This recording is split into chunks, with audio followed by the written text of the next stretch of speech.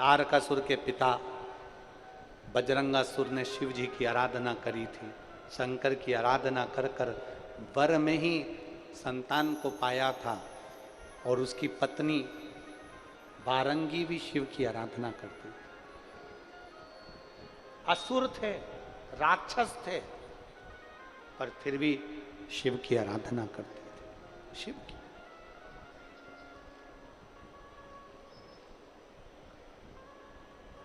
असुर का और देवताओं का बैर हमेशा रहा। असुर का और देवताओं का बैर हमेशा रहा है। असुर का और राक्षसों का बैर हमेशा चलता रहा है। पर सारे देवताओं का बैर, सारे देवताओं का असुरों से बैर चला है। पर केवल एक देव अधिदेव महादेव एक ऐसे हैं जिनका असुरों से भी बैर नहीं है, असुरों से भी उनकी दोस्ती है, असुरों से भी दोस्ती है। केवल एक शिव। बजरंगासुर ने उपद्रव मचाया, देवाधिदेव महादेव से वर प्राप्त कर लिया। अड़भंग आनंद के साथ में बजरंगासुर रहने लगा। उसका एक बेटा हो गया तारकासुर। तारकासुर को वारंगी ने पाल पोस कर बड़ा कर लिया। बड़ा तो कर लिया, और बड़ा करने के बाद एक दिन बजरंगासुर जैसे ही कहीं जा रहा था, उसके प्राण छूट गए। प्राण छूटे बजरंगासुर के, और उसकी गति नहीं हुई। तारकासुर के पिता की मुक्ति नहीं हुई, भटक रहा, जहां तहां घूम रहा। एक दिन बजरंगासुर की धर्मपत्नी वारंगी, बजरंगासुर की धर्मपत्नी वारंगी एक तालाब में से जल भर रही थी शंकर भगवान को समर्पित करने की। और वारंगी के कानों में शब्द पड़ गया। वारंगी के कानों में शब्द पड़ा, बजरंगासुर जो मुक्ति नहीं हुई, प्रेत योनि में भटक रहा था, गति नहीं हुई, क्योंकि असुर है, असुर की गति होना कठिन है, भटक रहा था। बजरंगासुर ने वारंगी के कानों में आकर कहा कि मेरी गति नहीं हुई है, मेरा मोक्ष नहीं हुआ, मेरी मुक्ति नहीं, मेरा मोक्ष नहीं है, मेरी गति नहीं हुई है। वारंगी कुछ करिए जिससे मेरी गति हो जाए।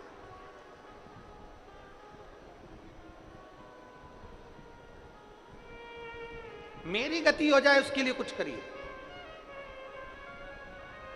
आज वारंगी जल बहाती आंसुओं का, नैनों से जल बह रहा है वारंगी के। जलाशय में से जल भरकर शंकर की ओर जा रही थी। सामने से तारकासुर आ गया। तारकासुर ने अपनी माता को देखा और मां को पूछा, मां तेरी आंखों में जल? असुर राज तारकासुर की मां रो रही है। असुर राज तारकासुर की मां रो रही है, ये कैसे हो सकता है मां? ये तो मुझे लज्जित करने वाली बात है कि असुरों का राजा तारकासुर और तारकासुर की मां वारंगी आज रो रही है। किस बात के लिए रो रही है? तेरी आंख में आंसू क्यों है? तू क्यों रो रही है? तेरे रोने का कारण क्या है? वारंगी ने कहा, तारका, तेरे पिता बजरंगासुर की मुक्ति नहीं हुई, उनकी गति नहीं हुई। हाँ मां, तू क्या चाहती है? तेरे पिता को वैकुंठ नहीं मिला, उसका मोक्ष नहीं हुआ, इतनी सी बात। तारकासुर कहता है, मां तू चिंता मत कर, मैं अभी सारे देवलोक को उठाकर ला कर आता हूं। तारकासुर ने आक्रमण कर दिया सारे लोकों में, चाहे वैकुंठ लोक हो, ब्रह्म लोक हो, इंद्र लोक हो, सारे लोकों में तारकासुर ने आक्रमण कर और सारे देवताओं को लेकर अपनी मां वारंगी के पास में आ गया। मां, ये सारे देवता हैं, इन देवताओं को तेरे सामने लाकर खड़ा कर दिया। अब तू बोल, पिताजी को किस लोक में भेजना है? पिता को किस लोक में भेजना है, तू बता। वारंगी की आंख में से आंसू बहता हुआ वारंगी ने कहा, इनको बुलाने से कोई मतलब नहीं है। इनके लोक में अगर तेरे पिता चले भी जाएंगे ना तो भी गति नहीं होगी। क्यों? क्योंकि पिता की गति के लिए कोई उपाय ये बता नहीं पा रहा है। ब्रह्मा जी से पूछा, बोलो ब्रह्मदेव, मेरे पिता बजरंगासुर की गति कैसे होगी? नारायण आप बोलो, मेरे पिता की बजरंगासुर की गति कैसे होगी? उनकी मुक्ति कैसी होगी? उनका मोक्ष कैसे होगा? तुम बताओ। नारायण ने नहीं बताया, ब्रह्मा जी ने नहीं बताया। इंद्र से पूछा, इंद्र तू बता कि मेरे पिता बजरंगासुर की गति कैसे होगी, उनका मोक्ष कैसे होगा, तू बता। इंद्र ने नहीं बताया। कौन बता? कौन? तब वो कहते हैं ना, एक लाइन किसी ने अच्छी गुनगुनाई है कि मुक्ति का कोई तू जतन कर ले,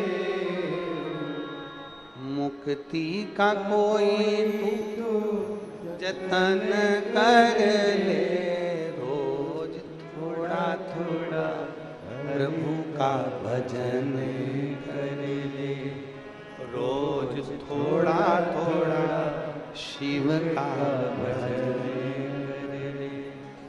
भजन करेगा तो बड़ा ही सुख पाएगा, भजन से ही आत्मा का मेल धुल जाएगा। जतन कर ले थोड़ा सा। भगवान नारायण ने कुछ नहीं कहा मुक्ति कैसे होगी, ब्रह्मदेव ने नहीं कहा मुक्ति कैसे होगी, बजरंगासुर की मुक्ति कैसे होगी। तारकासुर पूछ रहा है बता। तब मां बारंगी कहती है इनसे मत पूछो, मुक्ति देने वाला, मोक्ष देने वाला, जो किसी साधारण से साधारण व्यक्ति को भी परम धाम दे देता है, वो देवाधिदेव महादेव के पास चलते हैं, शिव के पास। तारकासुर ने कहा मां, वैकुंठ का देवता नहीं, ब्रह्मलोक का देवता नहीं, इंद्रलोक का देवता नहीं, कोई देवता नहीं, मां कहां जाना है? मां कहती कैलाश चल मेरे साथ। और वारंगी, तारकासुर वारंगी को अपनी गोद में उठा लेता है, अपनी मां को, और अपनी मां को गोदी में उठाकर लेकर सीधे मां के हाथ में क्या रखा हुआ है?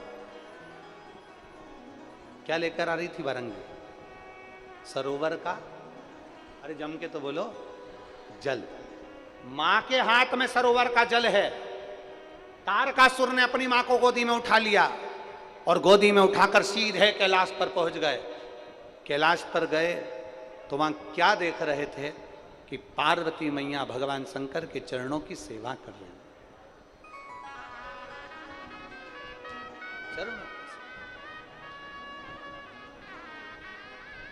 कर्पूर गौरम करुणावतारम संसार सारम भुजगेन्द्रहारम। ओम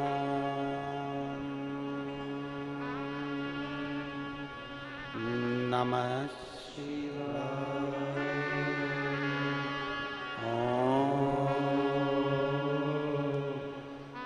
नमः कर्पूर गौरम करुणावतारम संसार सारम भुजगेन्द्रहारम। ओम नमः शिवाय। ओम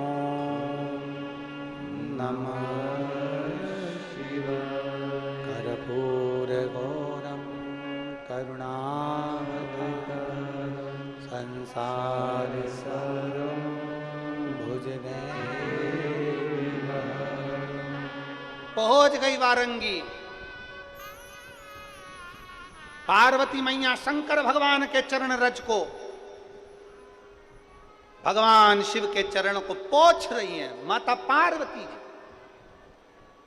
आपको कहा जिंदगी में दुख पीछा नहीं छोड़ रहा हो तो आपको एक कथा में कहा था कि शंकर भगवान का शिवलिंग जलाधारी और शंकर जी का जहाँ से पानी नीचे गिरता है, ये जो भाग होता है, यहाँ पर अपनी हथेली लगाकर अगर देवाधिदेव महादेव से अपने मन की बात कही जाए तो दुख कटता ही है, ये निश्चित है। पार्वती मैया शंकर भगवान के चरण में हस्त कमल को लगाकर प्रार्थना कर रही, कर्पूर गौरम करुणावतारम संसार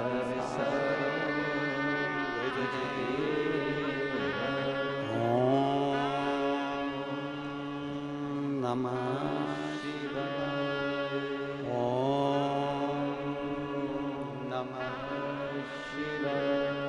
बारंगी आई, हाथ में जल, बारंगी ने वो जल तुरंत जिस चरण को पार्वती जी पखार रही थी उसी चरण पर बारंगी ने जल डाल दिया। जैसे ही जल डाला शिव जी के नेत्र खुले, पार्वती ये समय तो तुम्हारा जल चढ़ाने का नहीं है, तुमने आज ये कौन से समय पर जल चढ़ा दिया? पार्वती जी का ध्यान हटा, पार्वती जी ने कहा मैंने जल नहीं चढ़ाया, ये तो तारकासुर की मां बारंगी आई है। जल बारंगी, हाँ, तारकासुर की मां, हाँ। देवाधिदेव महादेव ने पूछा, बोल बारंगी क्या चाहिए, क्या चाहिए? आज बारंगी तूने प्रदोष काल में, प्रदोष काल में, प्रदोष के दिन मेरे चरण पर जल चढ़ाया, मेरे चरण, प्रदोष काल में, प्रदोष के दिन मेरे चरण पर जल चढ़ाया। मांग तुझे क्या चाहिए? बारंगी तू जानती नहीं है, प्रदोष का दिन शिव और पार्वती के मिलन का दिन होता है और तू मध्य में आकर मुझे जल चढ़ाई, आज मैं बड़ा प्रसन्न हूं। मांग तुझे क्या चाहिए, क्या चाहिए? बारंगी कहती है मेरे पति की गति नहीं हुई, मुक्ति नहीं हुई, मोक्ष नहीं हुआ, मेरे पति बजरंगासुर की गति कैसे होगी? शंकर भगवान ने कहा, सुन बारंगी, तेरा बेटा तारकासुर एक गौ माता को अगर हरी हरी घास दुर्वा देगा, चारा देगा, तो तेरे पति को मिलेगा और तेरा पति मोक्ष पा जाएगा। इतना छोटा सा उपाय। हाँ, तारकासुर अपनी माँ को लेकर आ गया, चारा लाया, गाय माता को देने लगा। गौ माता चारा खाती नहीं थी क्योंकि तारकासुर असुर था, असुर प्रवृत्ति का था। गौ माता चारा नहीं ले रही है, गौ माता अन्न नहीं खा रही है, गौ माता हरी दुर्वा नहीं खा रही है, गौ माता घास नहीं खा रही है। तब तारकासुर को गुस्सा आया, गौ माता पर क्रोध करने के लिए आतुर हुआ कि गौ माता तू मेरे पिता को मुक्ति देने के लिए चारा नहीं खा रही, ग्रास नहीं खा रही। उसी समय पर शंकर पार्वती प्रकट होकर कहते हैं, अगर तारकासुर तुम्हारे हाथ से गौ माता चारा नहीं ले रही, तेरे पिता की धर्म पत्नी है तेरी माता बारंगी, बेधव्य है, विधवा है, फिर भी अगर ये अपने हाथ से ग्रास गौ माता को देगी तो गौ माता ग्रहण करेगी, निश्चित है।